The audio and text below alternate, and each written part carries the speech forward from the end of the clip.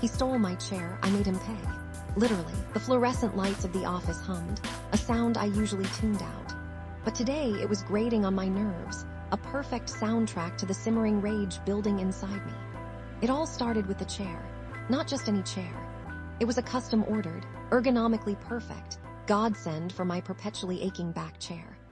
I'd scrimped and saved for months, endured weeks of research and agonizing over fabric swatches. It wasn't just a chair, it was an investment in my well-being. A silent protest against the hours I spent hunched over my computer. Brenda, my work wife and partner in crime, knew the whole saga. She'd even nicknamed it Throne of Comfort after a particularly grueling quarterly report. So imagine my surprise, no, scratch that. Imagine my horror when I walked into the office Monday morning and found Throne of Comfort gone. In its place sat the standard issue, backstabbing torture device that the company provided. My perfectly molded lumbar support was replaced by a rock-hard, mesh back that felt like it was actively trying to herniate a disc. My eyes darted around, searching for an explanation. Then I saw him. Greg, the office bro, the guy who wore his tie too loose, spoke too loud, and always seemed to be angling for an undeserved promotion. He was currently sprawled in my chair, leaning back with an obnoxious grin, talking animatedly to Dave about something utterly pointless, I'm sure. My blood pressure spiked. I marched over, trying to keep my voice level. Greg, what's going on? Where's my chair? He glanced up, feigning surprise. Oh, hey, Sarah, this old thing. I just borrowed it. He gestured vaguely with his hand. Needed something a little more supportive. Big client meeting today, gotta look the part, you know. My jaw tightened. Borrowed. You swapped my chair without asking. Greg, I have a bad back. That chair cost me a fortune. He shrugged, the epitome of nonchalance. Don't worry, I'll put it back after the meeting. Besides, he added with a wink, it's not like you need it, right? You're always so. Zen. I was about to achieve enlightenment by strangling him with his own tie. But I took a deep breath, remembering Brenda's advice document. Don't give him anything he can use against you. Greg, I said slowly, each word carefully enunciated. I need my chair back. Now, he just laughed. Relax, Sarah, it's just for a few hours. Besides, Mr. Thompson already saw it. Said it looks much more executive than the one I had. Mr. Thompson, my boss, the king of conflict avoidance. This was just great. I turned and headed straight for his office, my fists clenched. He was on the phone, but waved me in, motioning for me to sit. I remained standing. Mr. Thompson, I began, trying to keep my voice even. Greg has taken my chair and replaced it with his. He says you approved it. He sighed, a weary sound that suggested he already regretted getting involved. Sarah, yes, Greg mentioned he was swapping chairs. I didn't realize it was yours. Look, the client presentation is important, and frankly, that chair does look more impressive. It's about comfort and support. I need that chair for medical reasons, and besides, Greg didn't even ask me if he could take it. Mr. Thompson wrung his hands. I understand, Sarah, but let's not make a big deal out of this. It's just for today. I'll talk to Greg after the meeting and we'll get your chair back tomorrow, first thing. Tomorrow. The word hung in the air, mocking me. My back was already screaming in protest, and I knew tomorrow with Mr. Thompson meant sometime next week if I was lucky. I left his office feeling defeated. Brenda was waiting for me at my desk, her face a mixture of sympathy and barely suppressed laughter. Seriously, he actually stole your throne of comfort. I groaned, sinking into the offending chair, and Mr. Thompson basically condoned it. I can't believe this. Brenda squeezed my shoulder. Okay, deep breaths. We're not going to let him get away with this. We're going to unleash Operation Payback. And so it began. My initial frustration morphed into a cold, calculating determination. Greg wanted to play games. Fine, I could play games too. The first strike was subtle. While Greg was at lunch, I went into his computer settings and changed the default font to Comic Sans. Every email, every document, everything he typed would now be rendered in the most universally hated typeface on the planet.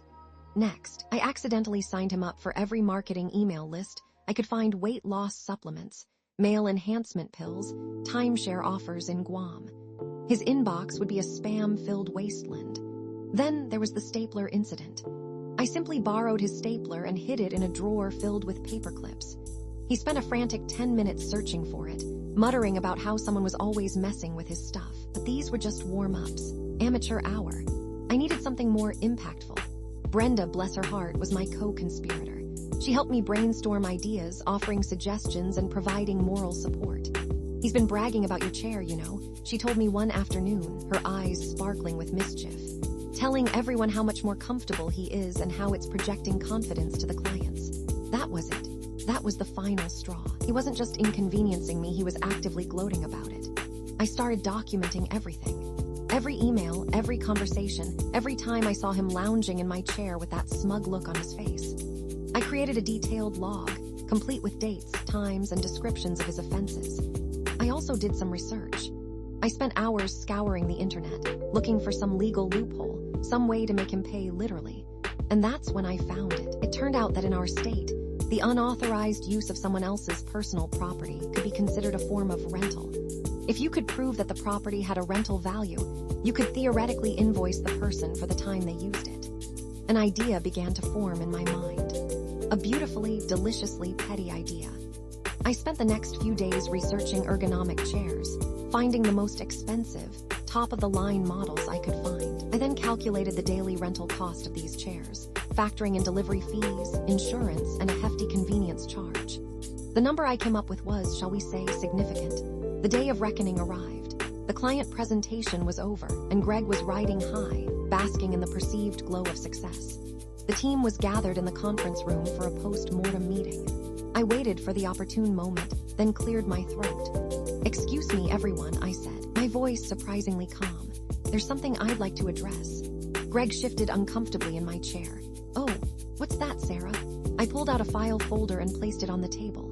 Inside was my meticulously documented log of Greg's chair theft, along with copies of emails and statements from Brenda and a few other colleagues who'd witnessed his behavior.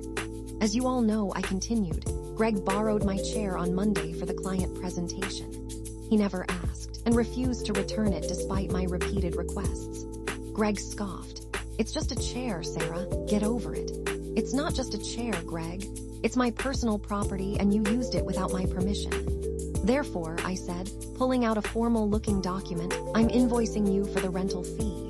I slid the invoice across the table towards him. It was for the princely sum of $75 per day. Greg's face turned a shade of red I didn't think was humanly possible. "Are you kidding me? You're invoicing me for a chair?" "That's correct. Based on the going rental rate for comparable ergonomic chairs, you owe me $75 per day for the past 5 days. That's $375. He exploded. "This is ridiculous. You're being completely unreasonable. I'm not paying you a dime." Mr. Thompson, who had been silent until now, looked like he wanted to disappear.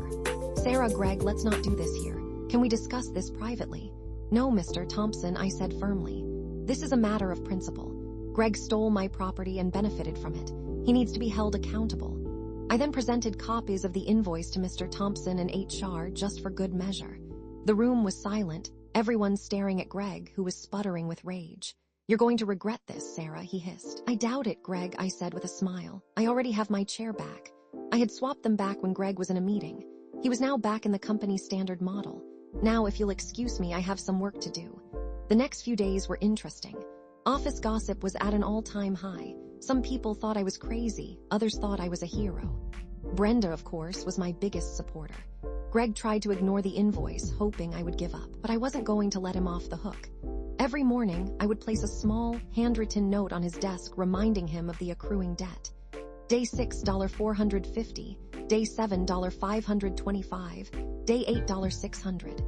I also made sure to casually mention the invoice in conversations with other colleagues, making sure to emphasize how Greg had refused to pay. The pressure was mounting. Mr. Thompson finally called Greg into his office and had a serious conversation with him. A week later, Greg sheepishly approached my desk. "Okay, fine," he mumbled. "I'll pay you." I raised an eyebrow. "All of it," he winced. "Well, maybe we can negotiate a little. I mean, $75 a day is pretty steep." I smiled.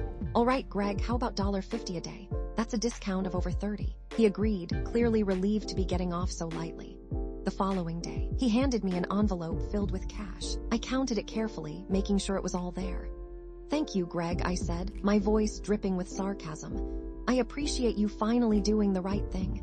He just glared at me and walked away. The office atmosphere shifted. Greg was no longer the cocky, swaggering bro. He was now the guy who got outsmarted by the Zen marketing manager.